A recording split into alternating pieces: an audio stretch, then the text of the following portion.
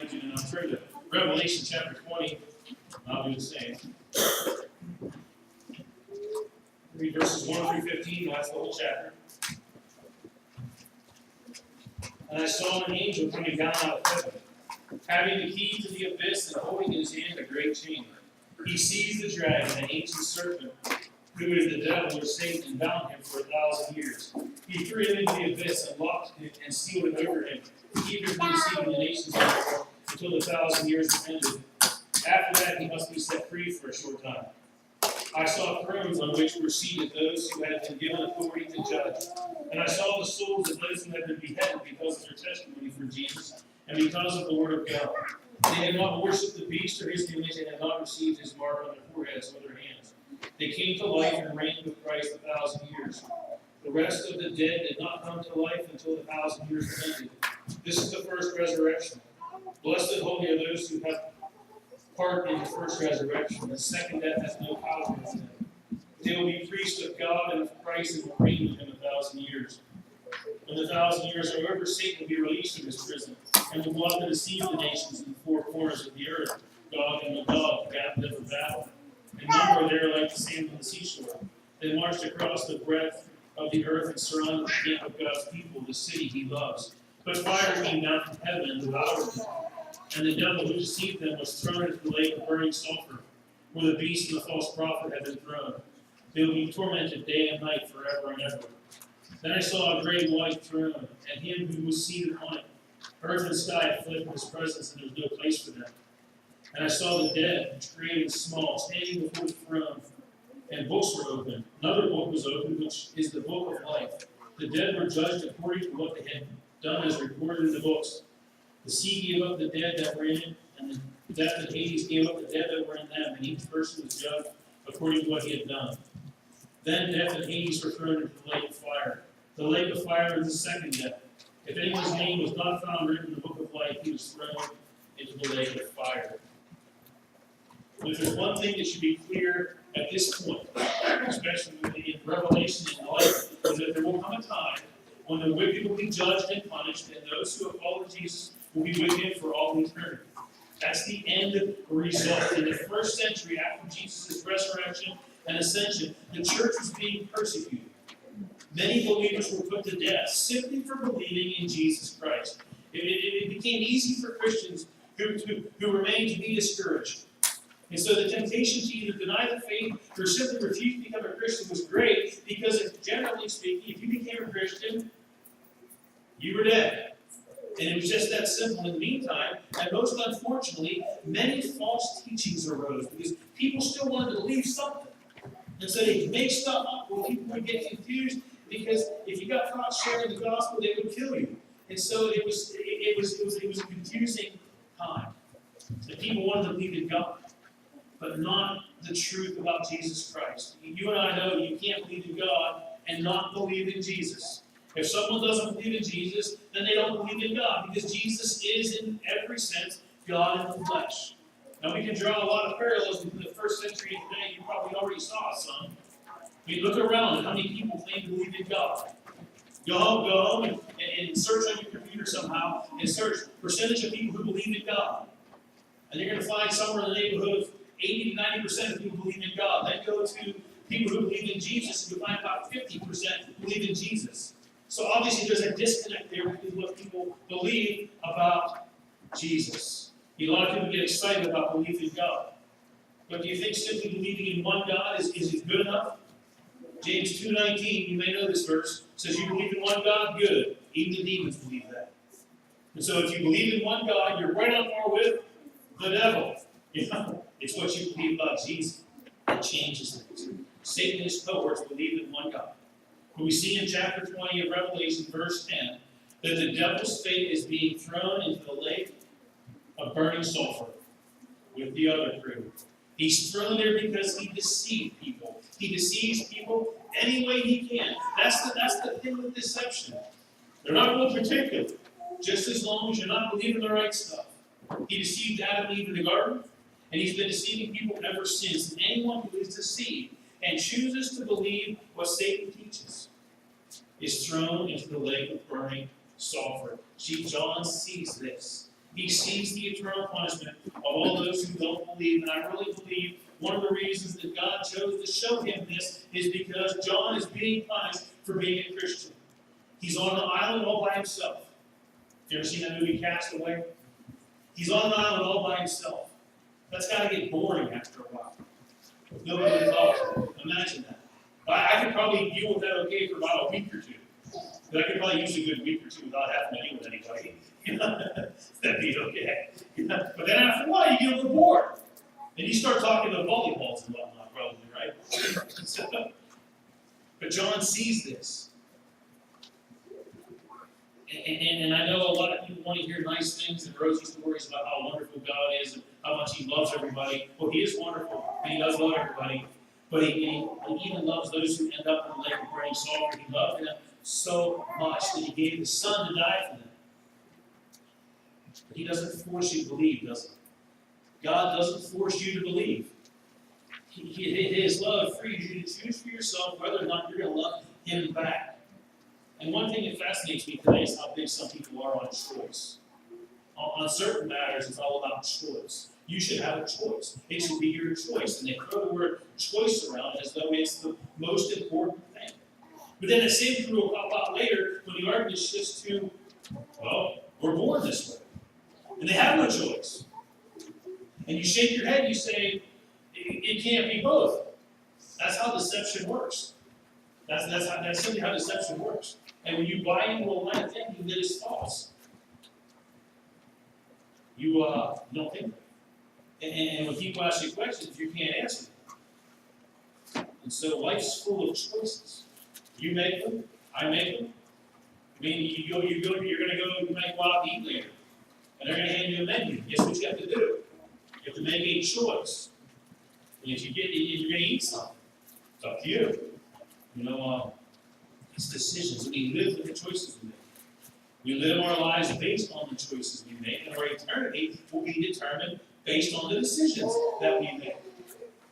And our enemy, the devil, who's been defeated by Jesus on the cross. So when you see the angel in verse 1 coming out of heaven with a key and a chain, the angel represents Jesus coming out of heaven and binding and putting Satan away. Jesus put Satan in his place. So he can't have free run anymore. Satan's reign ended when Jesus died and rose from the dead. He's been bound and chained for what John refers to as 1,000 years. Now this 1,000 years has received a lot of attention and confusion from those who wish to draw up a calendar and try to figure out when it starts and stops. The Jewish people used numbers like this, like 1,000 years, the same way we use a million. If you were going to say you wouldn't do something, you saw about 1,000,000 years.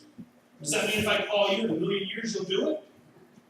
No, because you use the metaphor the same way they use the metaphor. It's a metaphor for a long time. Keep in mind, with God, 1,000 years is like what? It's like a day. And so it doesn't take a day long, but 1,000 years. You won't be here in 1,000 years. I won't be. But I'll be here tomorrow. I'll be here today. And so what it means is that John sees Jesus beat Satan, blinded and walking away. Unfortunately, his influence is still being felt throughout the world because plenty of people embrace his way of thinking, which causes them to behave the way they do. You scratch your head and you say, why would somebody do that? Well, because they're not thinking, which is why the world looks the way it does. And we've got to somehow find our way to plot through this when the world is doing their nonsense thing and they're making fun of us for doing our thing. And there's going to be a battle, one final battle with the devil when he's released and thrown in the lake of burning sulfur. And if you read through there, Satan's released so he can go and deceive the nations and gather them to battle with God and Magog, who were two of the most evil kingdoms ever. We can read about them and how they opposed Israel in Ezekiel 38. But he gathers quite a bit of people. Well, we see that in very short order. Read through it in very short order. Fire comes down from heaven and devours them. Just like it did in Elijah's day when God rained down fire and destroyed the prophets of Baal. That's the end game for evil. It won't take long. It's just we're stuck with it now. Then in verse 11, John sees the final judgment, the dead standing before the throne and books being opened. And then finally, one more book, the book of life. The dead were judged according to what they had done as recorded in the books. God's got a book, books, lots of books. Recording things. The dead came from everywhere. The sea, death, Hades. Each person was judged according to what he had done. Then in verse 14, death and Hades are thrown into the lake of fire. See, that's good. Because there's going to come a day where we won't die anymore. No more dying there. We are going to see the King. Dying is no fun. Talk about that in a little bit. But the lake of fire is the second death. If anyone's name is not found written in the book of life, he's thrown in the lake of fire. When I picture this book of life and they're going to read off all the names, I remember, and you guys are going back to school, I remember being in school, and you're sitting there and they call the list of roll call, and they don't call your name, and it dawns on you you're in the wrong place. Did you ever have that happen? Yeah. That's kind of a really sick feeling. Because you know it's not bad when you say, okay, I'm almost up. And then once they get to H, I can stop paying attention. Because once they call my name, I can zone out. And they don't call your name. You're like, anybody can call your name? You're in the wrong place. Well, when they read through that name in the Lamb's Book of Life, if they don't call your name, guess what? You're going to the wrong place. And that can't be a good feeling. The second death isn't something that we talk about a lot. I mean, death isn't something we like to talk about anyhow. But they say in life there's only two sure things, death and taxes. The taxes are somewhat predictable. They're going up. Probably. Death, not so much. Death is something we all have an appointment with. We all have an appointment to do, and we're all going to die. Just don't know when. Back in Revelation 20, verse 4. John sees thrones, and he sees the souls of those who held the teaching of Jesus, because they did not worship the beast or his image. They did not receive the mark on their foreheads or hands. They didn't embrace the beast's way of thinking or the beast's way of living. And John says they came to life and reigned with Christ 1,000 years. Now, coming to life means being born again. This is what makes you a believer. I told the kids the difference between being a Christian and a non-Christian isn't about good versus bad. It's about being alive versus being dead. If there's one place where I would agree with somebody saying they're born that way, it's right here. You're born with an appointment to die. You're going to die. Can't do anything about that. We try to prevent death as much as we possibly can, but at the end of the day, everybody is going to do that. We're all going to die. The wage of sin is death. But the gift of God is eternal life in Jesus Christ, and that's the nature of a gift. A gift needs to be opened. A gift needs to be received. A gift needs to be used. Because God so loved the world that he gave his only begotten Son, whoever believes in him. That's how you open the gift and use it. You believe in him. Won't perish but have everlasting life. So when John sees these people coming to life, he is seeing what it looks like to be born again, to come alive. Jesus told Nicodemus, in order to enter the kingdom of God, you need to be born again. You need to be alive. Death doesn't enter the kingdom of God. That's the first resurrection. Jesus said, because I live, you will live also. Jesus is alive, and then we can be alive. And this stuff's still going to quit. But listen to verse 6. Blessed and holy are those who have part of the first resurrection. The second death has no power over them. But they will be priests of God and of Christ, and will reign with them 1,000 years. If you're alive in the Spirit, then you are reigning with Jesus Christ. You are reigning right now. Jesus is reigning at the right hand of the Father right now. If we are in him, we are reigning on high. And the second death, it is the bigger problem. The first death is inevitable. You have no choice over that. The second death is on the unbeliever. John is seeing the final determination of those who've been born again and those who have not. The alive versus the dead. And that's a decision that everyone makes to follow Jesus or to be deceived by the devil. And when Jesus told Nicodemus to be born again, he invited them to come alive. Stop being deceived. That was what we need to be telling the world. Stop being deceived. You're being deceived. The problem is once you've bought into that deceit and you've accepted that deceit as truth, it's awful hard to change your mind. It really is. It's awful hard for people to change their mind and make it happen. In today's church, we need to come alive. We need to come alive and refuse to be deceived by the enemy and live according to the Spirit. Because there are parts of the church that are allowing themselves to be deceived. Maybe not all the way, but just a little bit, just enough. Just enough to, well, maybe it's not so bad. No. That's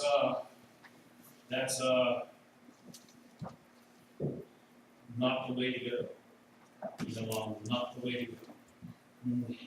We need to come alive, be alive, and live for Jesus. And when we do that, we reign with Jesus Christ.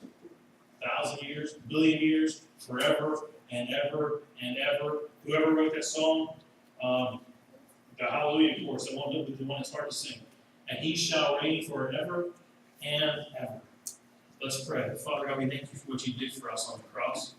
Lord, in the empty tomb, we thank you that you reign on high and we can reign with you.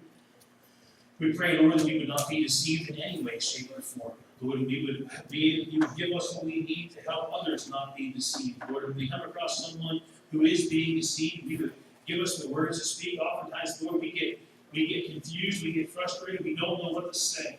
We don't know how to respond. Give us the words to speak when we're in those situations, and put us there, Lord, so we can indeed show the world what it means to be alive. Lord, and we need your Spirit powerfully, Lord, in our presence, Lord. Hold us, Lord, and get us there as we come alive in your name. Amen.